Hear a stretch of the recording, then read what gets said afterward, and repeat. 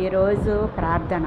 ప్రేమ కనికరము కలిగిన ప్రియ మా పరలోకపు తండ్రి, మీ ఘనమైన నామమును బట్టి స్తోత్రములు ప్రభువా.